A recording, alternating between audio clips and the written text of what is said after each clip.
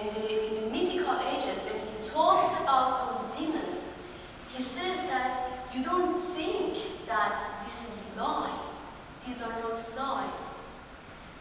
Whatever from these stories you can find according to your intellect, according to your wisdom, you take it. The rest of them, like demons and things like that, I want you to know that these are symbols. Take the symbolic meaning of that. And then he says that I want you to know that demons are nothing but bad people.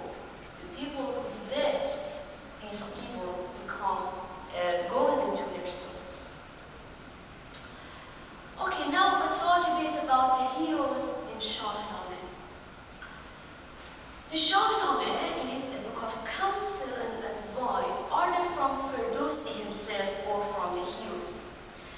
In the Shahnameh, a hero is not a hero only because of physical strength. Of course, all the heroes are very strong physically, but also they need a spirit of integrity and dignity because they have to protect virtues.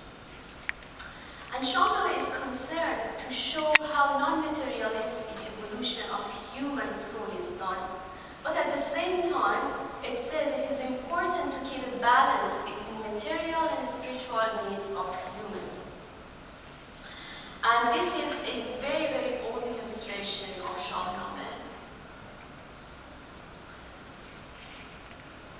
Yeah. So the heroes are working to overcome dishonesty and oppression and ill behavior in the world. The interesting point is that you can see different type of heroes in the Shahnameh, like a diversity of people, as it is a necessity of the society. And another interesting point is that, unlike some other epics, in the Shahnameh, you can see very little of its heroes are like ideal models of perfect human. This is to stress the value of human challenge, that challenge the battle between good and bad. This is to value that. I just show you a few other illustrations. A very, very famous battle in the heroic ages is the Battle of Rustam and Sohrab. Rustam is the main hero, Sohrab is his son. Because of a series of events, these two are fighting with each other while they don't know that he is the father, he is the son. And at the end, Sohrab is killed by his father, and after he's killed, Rustam finds out that this was his son. These are different illustrations. This is an older one. This is another one. This is a miniature. And again, this is Rustam, and that one is Sohrab. And this is another illustration of Rustam and Sohrab. And this is what we call Qahwakhani, that I'll talk about it later for you. This is a portrait.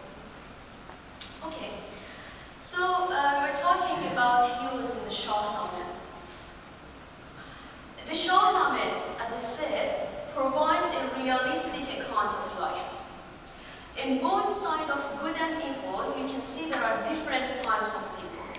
Even in the dark, in the army of dark, you can see that there are some heroes who are good. So it is not like that all of them are bad people. No. And you can see that even the main hero, which is Rustam, is not totally perfect. He has his own faults. And because of that fault, you just saw that he made a mistake, he didn't know, and he killed his son. And this is to stress that imperfection is a requirement of human being. And what is valued is just for you to recognize that imperfection and to work through perfection. This is Army of Iran versus Army of Iran.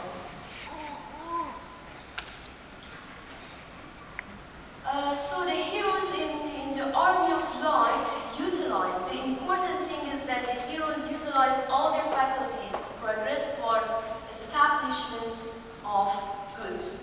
and they're always ready to defend good and advocate those principles.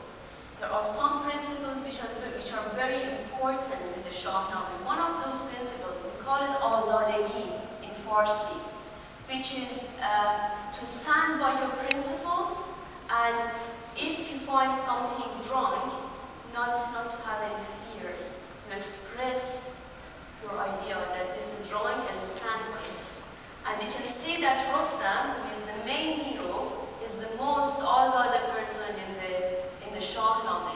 He even stands in front of the king and talks about what he thinks is right and what he thinks is wrong. When I say that he stands in front of the king, because kings are very, very important figures in the Shahnameh.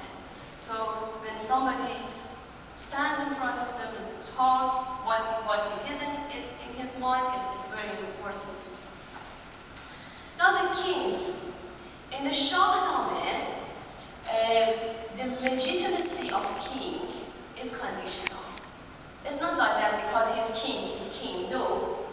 King has to be just and has to spread justice in the world. We have some kings in the Shahnameh, even the Iranian kings, who are in the good side, who are, because they're careless, feather-headed, and arrogant, they lose their legitimacy as kings. When I say they lose their legitimacy as kings, I mean that they lose their divine splendor. This is this is a concept in Zoroastrianism, divine splendor, which is like something like being approved by God. So if a king is arrogant, is not taking care of his people in the right way, and he's not just, he loses his divine splendor. And then, as a result, dark days prevails in his country. And this tells the tragic perspective of human history, that the number of kings who lose their divine splendor is more than those who do not.